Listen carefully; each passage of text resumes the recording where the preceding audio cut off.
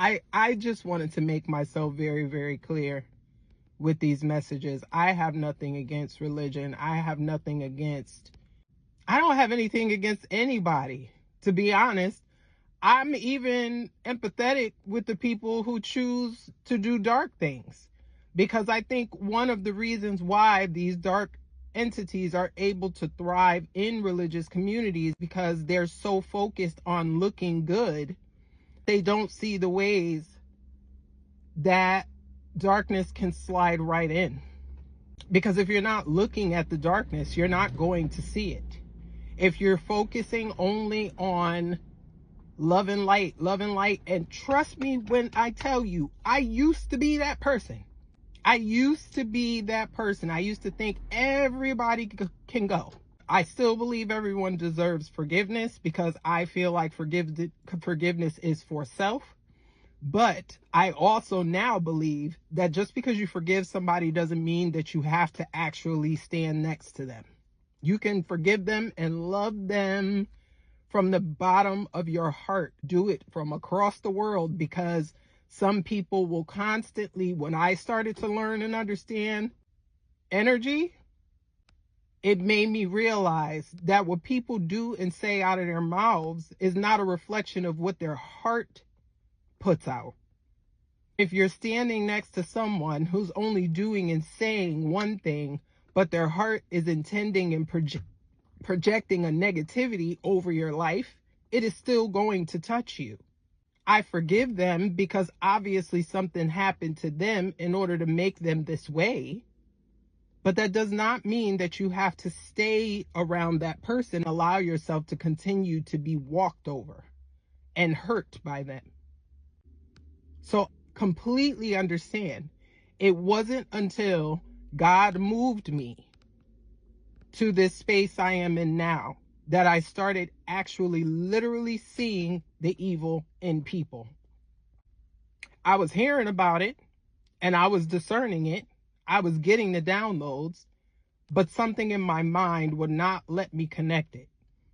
When I went through what I went through last year was a crazy year. And when everything happened the way it did last year, it made me start to realize that everything that I was seeing really was what it was. When I was able to start healing myself mentally, that is when I was able to really see this for what it is. When I took away all the distractions that were being put in front of me, all of the noise that was around me, I can write the book on how people will love bomb you. They will tell you, I will have people come up to me, they have never liked a single post. Not one. They have never supported anything that I have ever done. But when they see me face to face, oh, I see what you're doing, I love what you're doing, and keep going. They will love bomb you to death just to keep you off their trail, just so you don't see them as they truly are. It wasn't until I removed myself and that distance was put in between them that I realized if I don't call them, I don't get a call. I am the farthest thing from people's minds. Only when I am in their face or right in front of them, they can say, I saw that you had cancer, but now you're all apologetic and you're that. But when it was happening to me, you said nothing. You didn't show up in any way, shape, or form. The person that said that you were supposed to be my friend, right? These are the things that we have allowed to become important in life. It is not. This is the way that we move. Most of the people that I saw that I had in my life were monitoring me.